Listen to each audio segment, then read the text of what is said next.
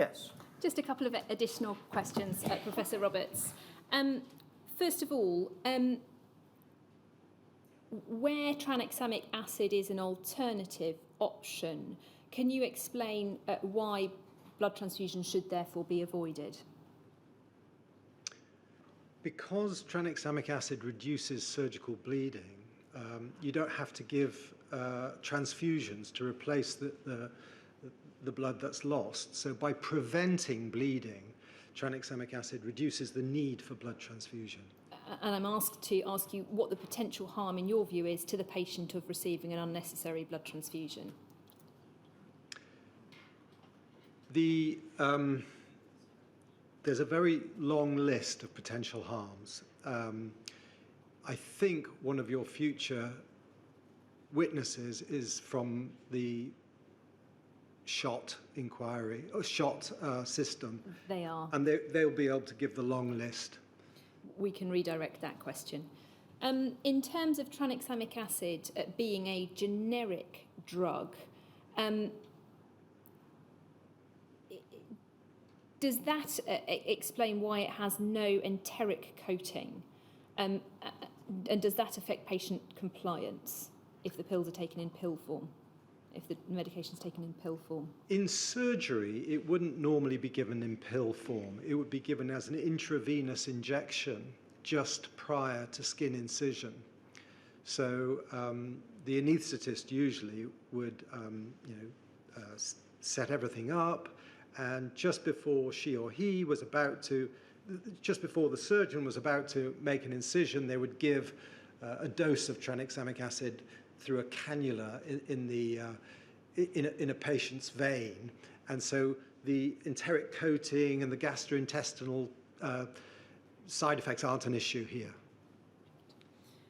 In terms of where a blood transfusion is being given and tranexamic hasn't been used, you discussed that in the context of the consent process and that it should form part of the consent.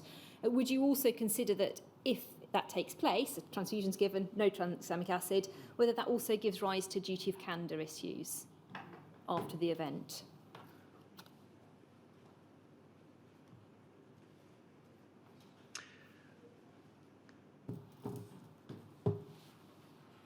I don't know. It would depend. It would be a qualified answer because in a way, unpredictable things happen. So, you might get a patient who has a low probability of having a bleed, but something really quite unexpected happens. So I wouldn't like to sort of generalize and say that all of those instances would be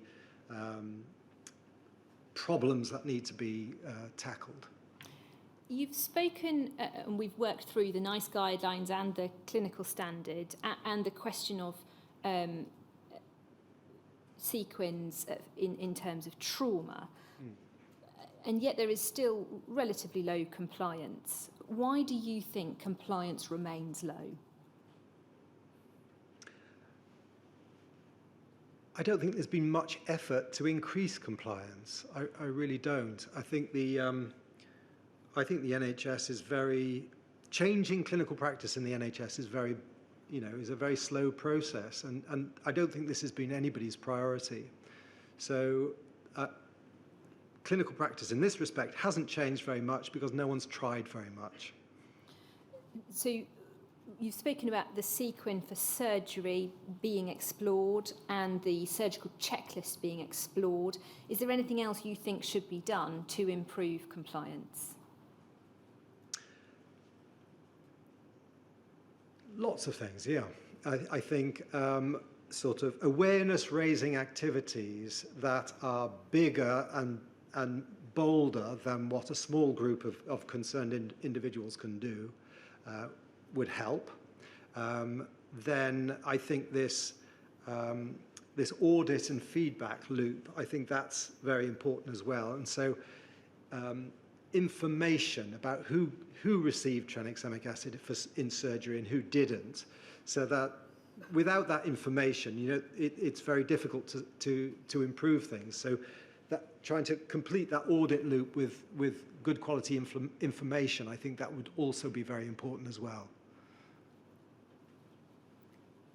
So those are the questions that I've been asked to ask. Is there anything you would like to raise? Yes, the question of surgical audit is really usually one for the individual hospital, is it not? Yes, it might be. So, how will the audit and feedback loop work without someone actually having the knowledge, which almost by definition they don't have the awareness, because otherwise they'd be using it? So, sorry, I don't completely understand your question. Yes, you're saying that the problem really is a lack of awareness. No one's made any real effort, you say. That's the first problem. Yes. But that doesn't explain why people aren't using something which in the medical literature, in the NICE guidelines, on the NICE quality standards, and now possibly in a sequin, is recommended and promoted. And it begs the question, why shouldn't the practice be changing all over the place if the body which speaks for excellence and the body which speaks for standards is saying it should? The tranexamic acid should be used. So you then tell council that the problem is probably a lack of awareness. So the question is, how do you raise awareness? And that's a matter of writing, I suppose, and speaking. And you suggest the audit and quality loop. But in order for it to get into the audit loop, someone has to be sufficiently aware to put it there. Correct, yeah.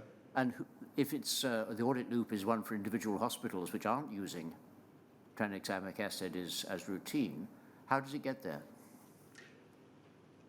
All of these things, I think, need to happen simultaneously. I don't think the...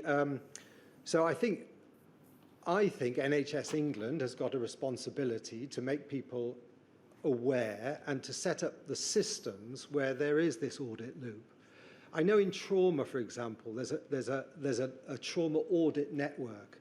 So all hospitals submit data to a sort of central processing team where they say, well, look, describe the characteristics of this trauma patient and tell me about their outcome. And now I can rank hospitals according to their, their mortality or what treatments that should be given were given. So I think they are, all of these things, audit and feedback is one of the most effective, I understand from the literature, methods for improving clinical care. But there isn't an audit and feedback system that takes in tranexamic acid in surgery, I don't believe. I see. Right. Thank you very much. Professor Roberts, is there anything else you would like to add? I just wanted to say to the victims that I'm really sorry that this has happened to you. I think it's an awful thing. But it could happen again. I think, it's easy to imagine that the next pandemic could be bloodborne. And so I really believe the NHS is very slow to improve clinical care, but it does improve clinical care when there's a crisis.